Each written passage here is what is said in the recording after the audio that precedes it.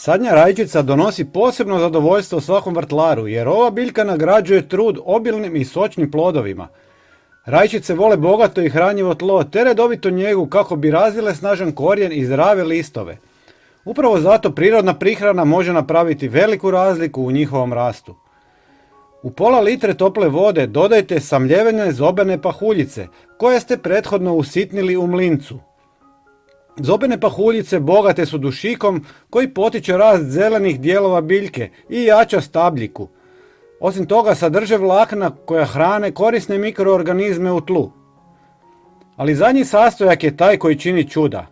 Zato pričekajte. Kao drugi sastojak dodajte malo sirutke.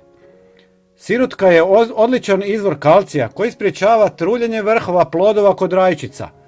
Također poboljšava strukturu tla i pomaže biljkama da lakše upijaju hranjive tvari. I na kraju, kao treći sastojak, dodajte jednu žlicu češnjaka u prahu.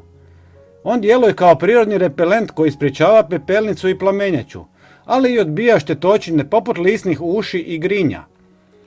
Sve dobro pomiješajte i ostavite da odstoji par sati.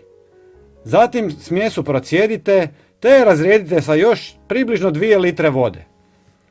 Zalijeva se svakih 15 dana po otprilike 300 ml po biljci. Prijatelji, podijelite ovaj video sa svojim prijateljima kako bi ga vidjelo što više ljudi i pretplatite se na naš kanal. Hvala vam i pozdrav!